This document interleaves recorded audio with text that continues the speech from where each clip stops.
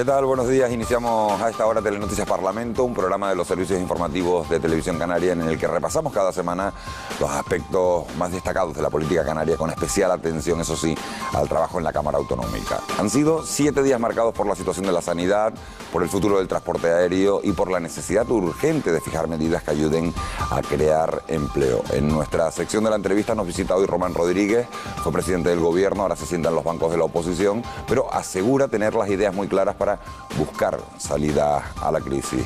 Este es nuestro sumario. El gobierno asegura al Parlamento que su estrategia para la sanidad en las islas va encaminada a lograr una sanidad pública sostenible a pesar de los recortes presupuestarios. En comisión parlamentaria se debatió además sobre las reivindicaciones del personal del sector. Esta semana el hemiciclo de la Cámara Autonómica ha acogido una sesión plenaria muy especial. Los niños se han convertido en diputados por un día y han compartido su opinión sobre los políticos y sus ilusiones para el futuro. En nuestra habitual sección del Rincón hoy nos muestra su estancia preferida de la Cámara Regional, el periodista Javier Reyes, un lugar escogido por muchos profesionales del periodismo y la política. Enseguida les contamos de qué sitio se trata.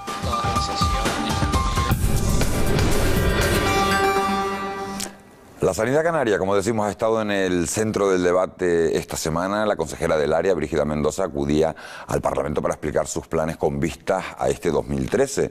Durante el debate se habló de las reivindicaciones del personal sanitario, también de la calidad del servicio y de los esfuerzos que hay que realizar para garantizar una atención de primer nivel con menos recursos. Como era de esperar, el Grupo Popular fue el más crítico con la gestión de Mendoza. La estrategia a desarrollar por la Consejería durante el 2013 ocupó el centro del debate en la Comisión de Sanidad. El Grupo Mixto expresó su preocupación ante el estado de este servicio público. Creo que estamos ante un severo deterioro de la sanidad pública, a un severo deterioro del clima laboral, a un deterioro de la confianza ante este servicio público. El Grupo Socialista se hizo eco de las reivindicaciones del personal sanitario. Sigue el malestar entre los médicos del Servicio Canario de Salud por tener que realizar jornada ordinaria de trabajo los sábados por la mañana, a diferencia del resto de empleados públicos.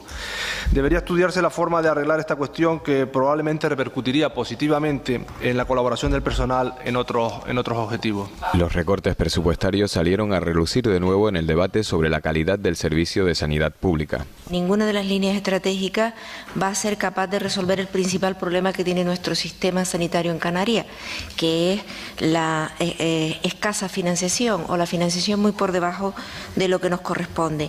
El Grupo Popular se mostró muy crítico con la gestión de la consejera y cuestionó la viabilidad del servicio ante la reducción presupuestaria. En los presupuestos de este año, como ya le decía, tiene usted 2.559 millones y desde mi grupo nos preguntamos que si con 3.174 millones de euros llevó usted la sanidad canaria a la lamentable situación en que nos encontramos ahora, ¿qué va a hacer usted con 618 millones menos? No puede quedar en la opinión pública que el Partido Popular dice que se incrementó en 343 millones porque vino el Fondo de Liquidez Autonómico a salvarnos. Eso no es cierto, es falso. Eso era dinero para poder llegar a final de año y no un incremento de presupuesto. Y habrá que devolverlo. Mendoza expuso el conjunto de líneas de actuación que desarrolla la Consejería y reiteró su apuesta por una sanidad pública y sostenible. La crisis, los problemas a los que se enfrentan miles de familias para llegar a final de mes ha obligado a la población a buscar salidas alternativas. Y entre esas salidas está cobrando especial importancia el resurgir del sector primario. Los huertos ecológicos en las ciudades son el mejor ejemplo del auge que está teniendo la agricultura como fórmula de autoabastecimiento en Canarias. El gobierno apuesta por impulsar ese consumo de la producción agrícola y ganadera en el mercado interno. Es un huerto ecológico en el casco urbano del municipio tinerfeño de La Orotava. Así se abastecen de verdura las familias que han arrendado el terreno para cultivarlo. Este es el nivel básico de autoabastecimiento. A escala regional también se busca potenciar la producción local. Con el 2020 como horizonte temporal, el gobierno pretende duplicar la cuota de los productos de la agricultura y la ganadería autóctona. Ahora está en un 10%. Que el canal es productor, comercializador y consumidor. Está claro que cuanto más favorezcamos que los canarios consuman Productos Canarios habremos conseguido que el nivel de producción sea consumido, pero eso no garantiza, aunque pudiera facilitar, pero no garantiza que mayor número de hectáreas sean cultivadas. El problema, señor consejero, señorías, surge de la necesaria conjunción entre la promoción de la producción interior y, lógicamente, el mantenimiento de unos suministros adecuados para el consumidor canario a precios razonables. Para ello nosotros creemos que es fundamental poner en marcha iniciativas de reciclado de residuos, de materia orgánica, depuración de aguas, etcétera, etcétera, para fomentar no solo el autoabastecimiento en lo que se refiere a los alimentos, sino también en las materias primas, el agua, la energía, que son factores de crecimiento fundamentales. Nuestro nivel de abastecimiento está en entre un 8 y un 10%. Esto quiere decir que importamos más de un 90%. Es el peor dato de todas las regiones de Europa que tienen programas específicos como el POSEI y el REA. El consejero Juan Ramón Hernández destacó medidas como el aumento del arancel que supone el arbitrio insular a la entrada de mercancías sobre productos como las papas o el vino. También el trasvase de 6 millones de euros del régimen especial de abastecimiento para apoyar al sector primario isleño. En las islas se alimentan cada día 2,3 millones de personas, entre las que incluimos 300.000 turistas aproximadamente que pernoctan aquí diariamente. Mucha gente a la que tenemos que convencer de que nuestros productos presentan la máxima calidad, todo ello sumado a acciones directas que conduzcan a un abaratamiento de los precios de forma que sean competitivos con los productos que importamos. La cuota de producción canaria en el mercado interno varía mucho dependiendo del producto, mientras el plátano, la papaya o el tomate acaparan cerca del 100% de la oferta. En el caso de la naranja, la cebolla o la carne fresca no alcanzan el 50% de presencia ante los consumidores del archipiélago. La energía eólica está considerada como una de las alternativas más viables para desarrollar las energías renovables en Canarias.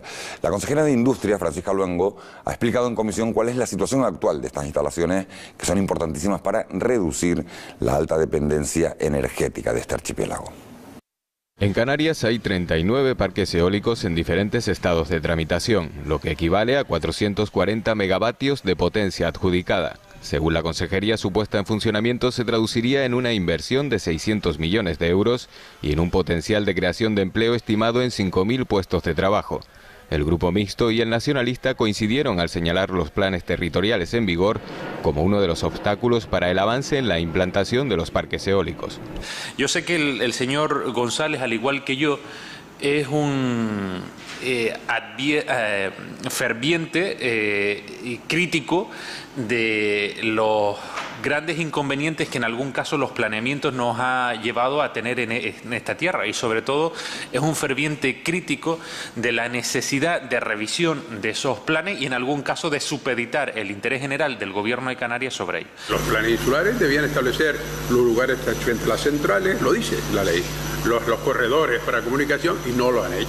Entonces, claro, nos encontramos planes insulares que no cumplen con lo que se le pide y al querer solicitar chocan con la normativa. La falta de una tarifa de retribución de la energía renovable también fue señalada como una dificultad de cara al atractivo que los proyectos pueden ofrecer para los promotores. Y ahí la pregunta es ¿qué compromiso hay? Porque ya se planteó desde el Ministerio que sí, que se iba a recuperar esa tarifa y, desde luego, un marco normativo específico para Canarias. Se está trabajando para hacer una tarifa para toda España y dentro de esa tarifa para toda España hacer un capítulo que se introduzca en la parte, digamos, de mayor rentabilidad y necesidad estratégica de Canarias en la aplicación de esa tarifa. La consejera calificó como plenamente satisfactorias las relaciones con el Ministerio de Industria. Incluso hay compromiso recíproco por parte del Ministerio en desbloquear el tema de las primas a las renovables, y me pusieron incluso una fecha, que antes del verano, dada la tramitación que había que hacer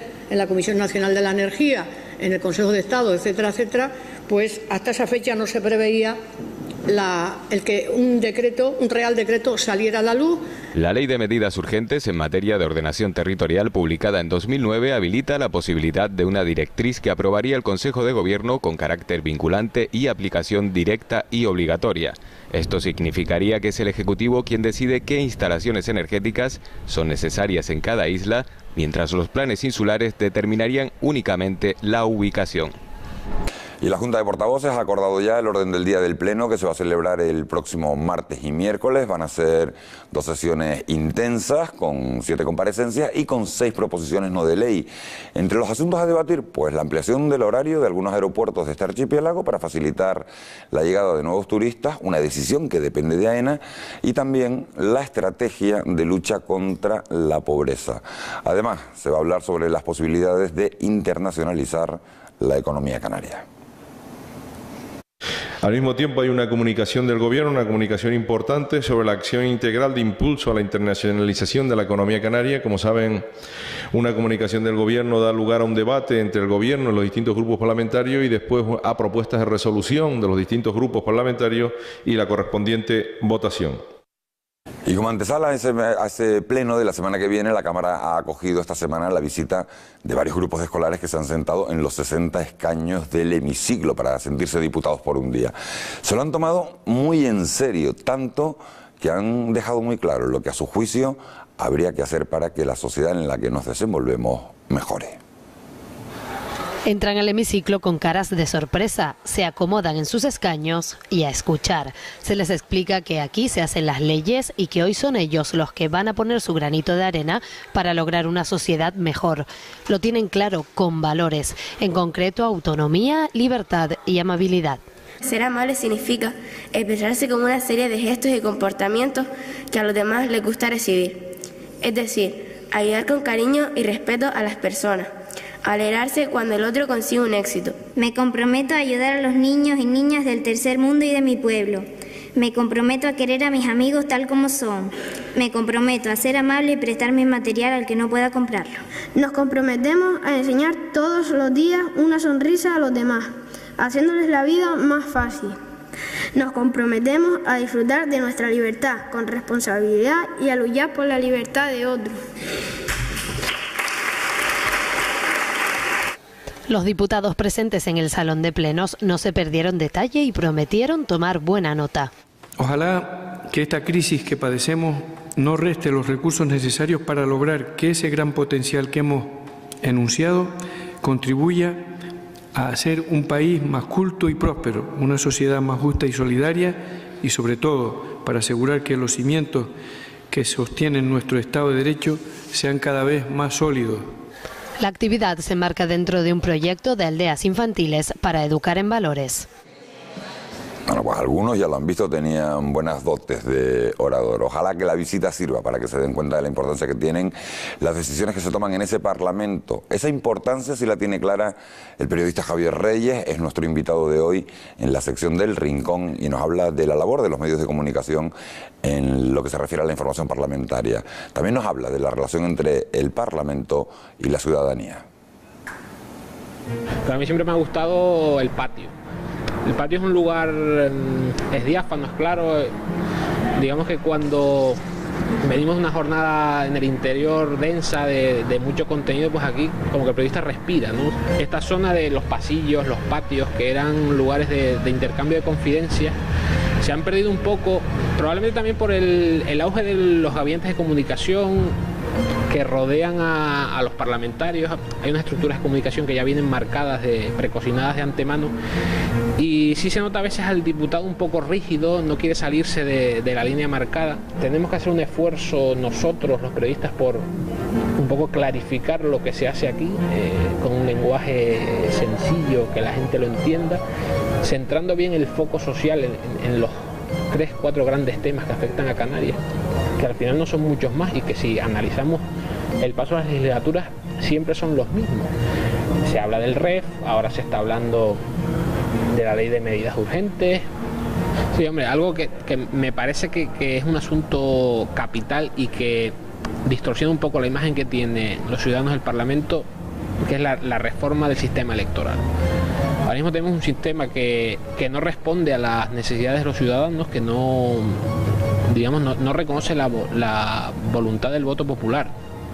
Un sistema muy encorsetado, con unos topes muy elevados, se quedan muchos votos fuera de de la Cámara Regional, y eso genera descontento, genera desafección, la gente no se siente muy representada por la Cámara. Mi sensación es que la relación entre ciudadanos y Parlamento cada vez va peor y la brecha se está abriendo más. Son las opiniones de Javier Reyes, al que le agradecemos que nos haya enseñado hoy su rincón preferido del Parlamento. Nosotros, llegados a este punto, repasamos de manera más breve otras noticias que marcan la actualidad parlamentaria. La Comisión de Cultura aprobó por unanimidad la proposición no de ley del Grupo Mixto para convertir la casa natal del poeta gran canario Saulo Torón en una casa museo.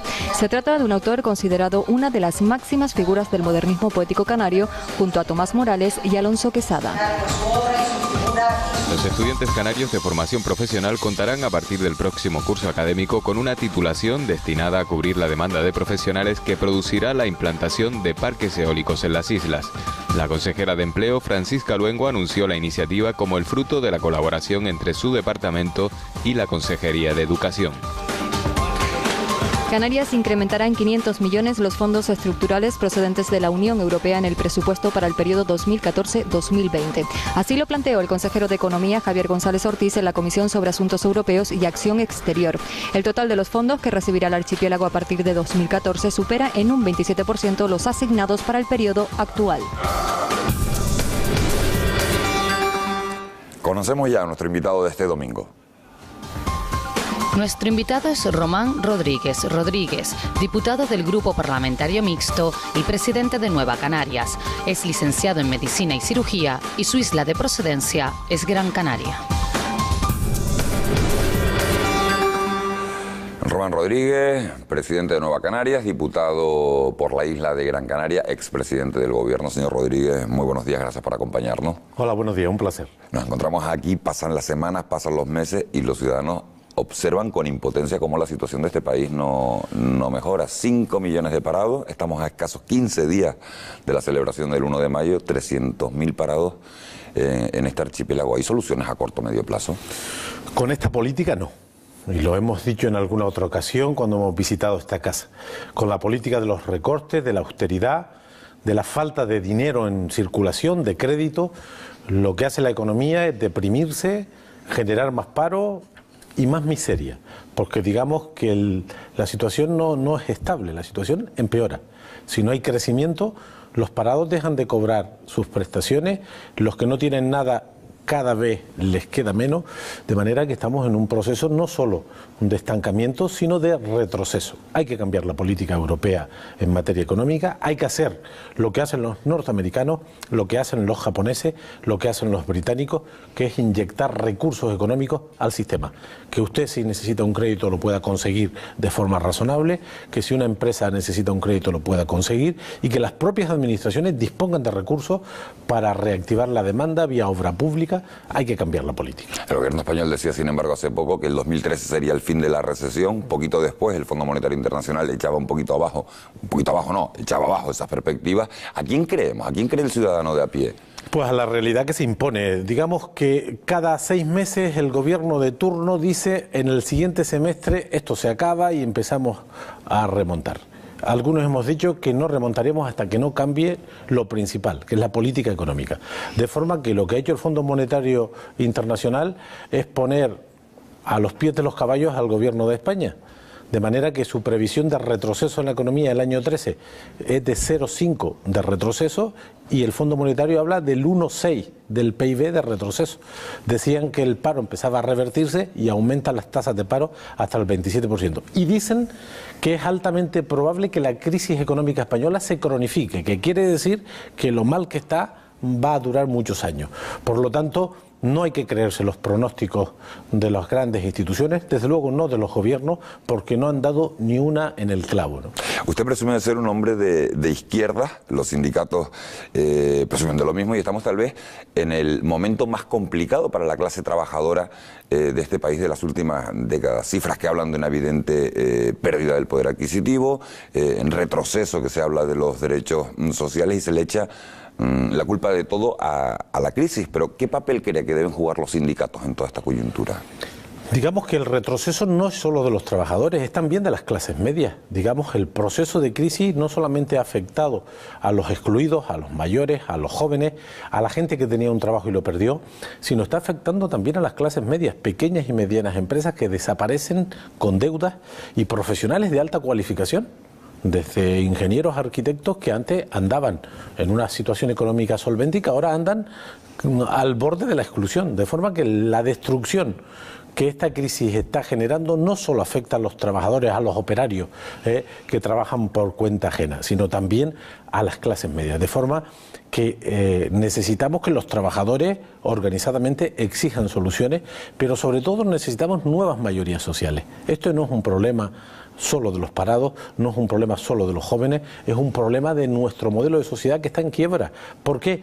Porque las conquistas que habíamos conseguido, que parecían eternas, el derecho al trabajo, una sanidad digna, un sistema educativo universal, todo esto está en cuestión por una política económica que ha puesto en manos de los mercados todos nuestros intereses, de forma que nosotros sostenemos que el problema no solo lo tienen los trabajadores, sino lo tiene la mayoría social y que es necesario crear un bloque alternativo que dé respuesta a esta política. Hay que cambiar la política de la señora Merkel, del señor Rajoy y en gran medida del señor Rivero. Esta política es la que nos hunde y hay que buscar políticas alternativas, insisto, hay otras latitudes del planeta donde esto se está haciendo con razonable éxito y por lo tanto necesitamos mayorías sociales, ¿no? A colación de lo que acaba de decir, dos reflexiones. Hace unos días moría el economista, humanista y escritor José Luis San Pedro. San Pedro decía que estamos en el fin del sistema capitalista, que esto solo se cambia con una revolución social. ¿Comparte usted esa opinión y cómo se podría articular esa revolución? Bueno, hay que lamentar la pérdida de semejante personaje porque yo creo que estamos hablando de un intelectual lúcido y honesto. Escuché una entrevista ya con 90 y tantos años, impresiona cómo alguien con esa edad mantiene tantas facultades y tanta claridad. Yo no sé si estamos al final de este modelo económico. Lo que sí está claro es que este modelo económico tiene una grave crisis y las perspectivas no parecen nada claras. Y los apuntes que se han hecho para remontar no se están siguiendo. De manera que no sé si estamos al final del capitalismo en los términos que lo hemos conocido, pero desde luego si no corregimos sus efectos más perversos, la especulación, el dominio de las minorías, las grandes transacciones financieras, los grupos de presión, o los paraísos fiscales, si todo esto no lo desmontamos, es altamente probable que este sistema se devore a sí mismo. Yo, sin embargo, creo que hay oportunidad para las reformas fiscales, para perseguir los paraísos fiscales. El 84% de las empresas que cotizan en el IBEX, que es el valor más importante de la bolsa española, operan en paraísos fiscales. Oiga, esto se puede prohibir. El G20 llegó a hablar en febrero del 2009, llegó a hablar de acabar con el secreto bancario. Este es una perversión del sistema económico. Yo creo que hay márgenes para cambiar las cosas y para mejorar un sistema económico que a lo largo de la historia de la humanidad se ha considerado como el menos malo, pero luego elementos de perversidad sí que parece que están dominando y pueden poner en riesgo la estabilidad económica como está ocurriendo. De eso le iba a preguntar ahora. ¿Tiene capacidad de maniobra el gobierno de Canarias en medio de todo este contexto global en el que parece incluso que el gobierno español tampoco actúa libremente, que no hace lo que quiere porque se tiene que subyugar a las políticas que se marcan desde Alemania, desde las políticas que se marcan desde Europa? El margen local es limitado. Existe margen. Uno puede priorizar gastarse 30 o 40 millones en atender las necesidades básicas de la población, las necesidades alimentarias. Esto se puede hacer. Uno puede priorizar poner en sanidad los esfuerzos pertinentes, que no solo es dinero, sino también es gestión y organización. Pero los grandes problemas estructurales que estamos sufriendo dependen de la economía más global. Europa tiene mucho que decir. Si la política monetaria sigue estando en los términos que conocemos, tenemos un Banco Central que no es un Banco Central, es el defensor de los intereses de las minorías financieras. Para Banco Central el de Japón, que ha inyectado en las últimas 2 semanas 170.000 millones de euros en liquidez y se ha notado en los mercados inmediatamente. Para Banco Central el norteamericano, que ha inyectado pues casi $1 billón a lo largo de la crisis para rescatar a las familias y a los bancos, a los dos. De manera que hay posibilidades de cambiar, pero se construyen esas mayorías y esas alternativas de abajo arriba. Es muy importante que las fuerzas vivas de la sociedad canaria pues podamos compartir la necesidad de este cambio.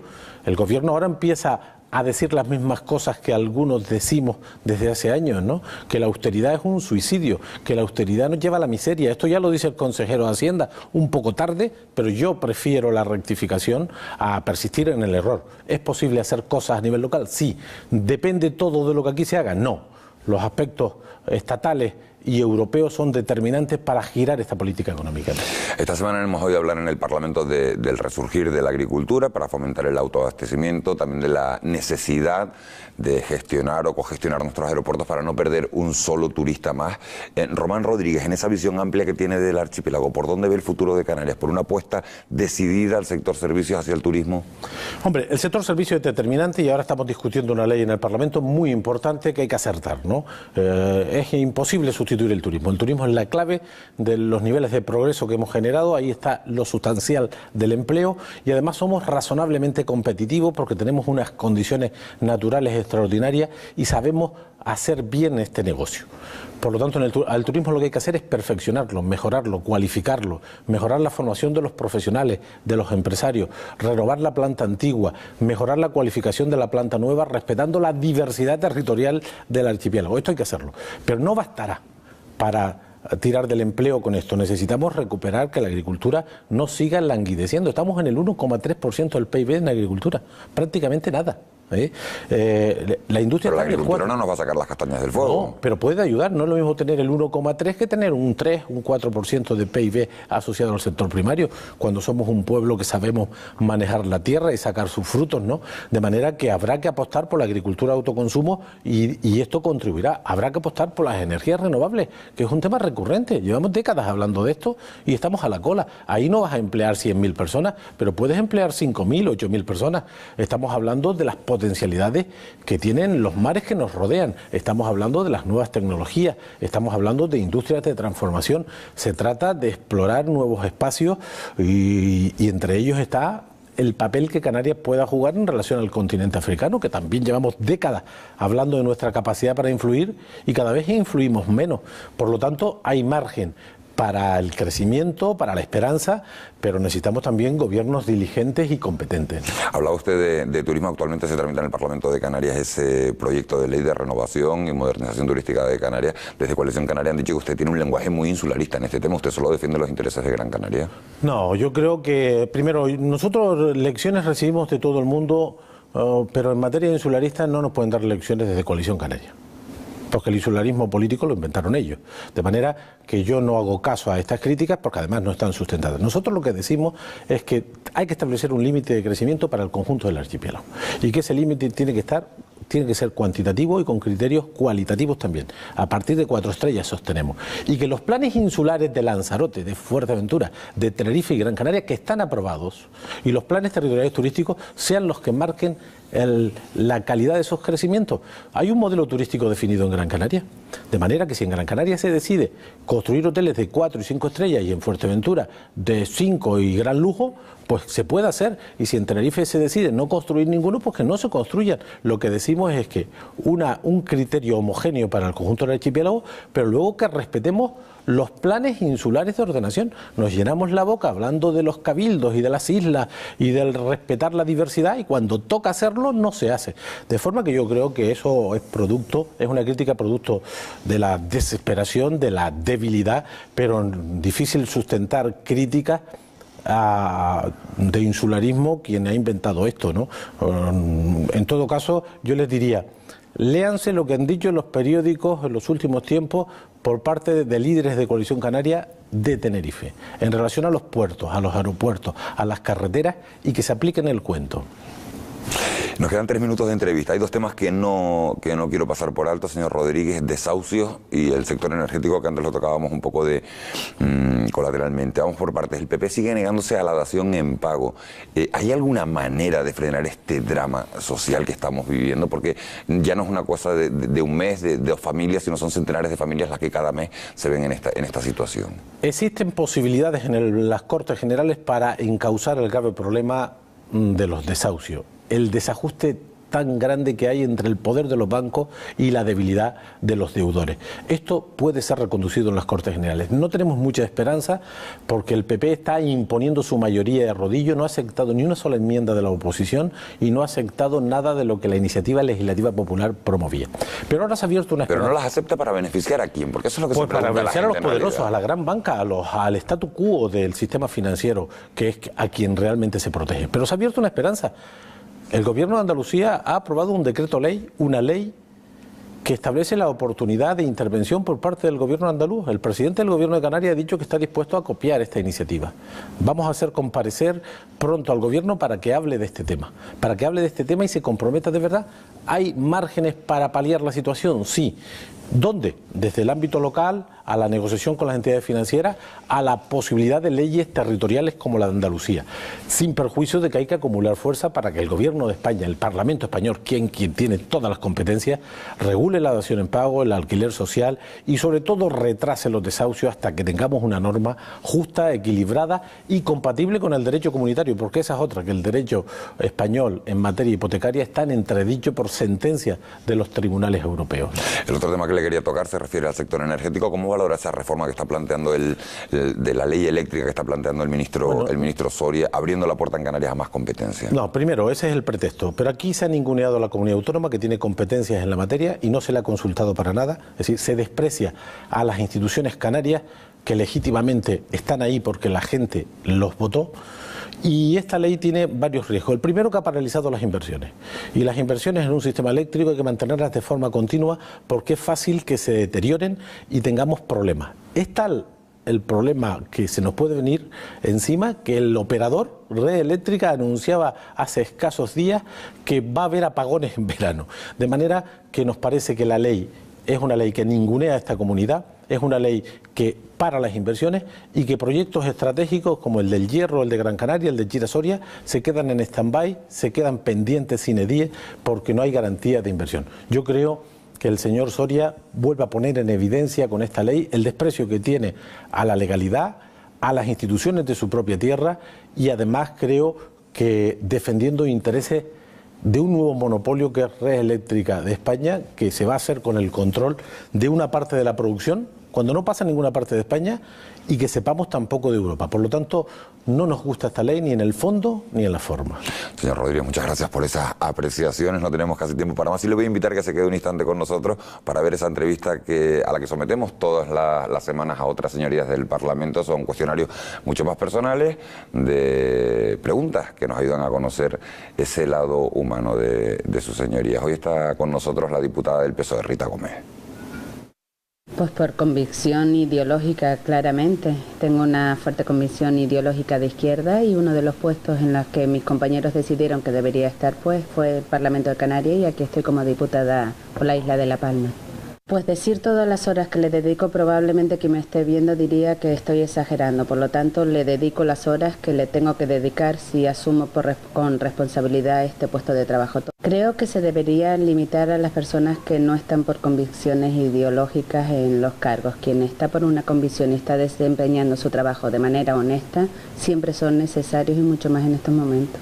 Se podría cambiar que la gente viera al político como un ser absolutamente normal que está desempeñando unas funciones que le ha correspondido y se podría cambiar pues eliminando, y aquí enlazo con la pregunta anterior, eliminando a aquella gente que está en la política por otros fines que no son el interés público. No puedo contestar, no tengo nada favorito porque no suelo ver mucho la tele, todo, absolutamente todo. La pasta. Con distintas salsas, pero me gusta muchísimo la pasta.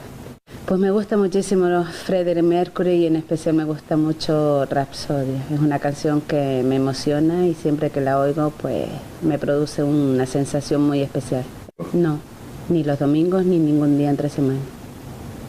Bueno, son las respuestas de Rita Gómez. Yo no sé si usted tiene un plato de comida preferido o no tiene un plato de comida preferido. Potaje de berro.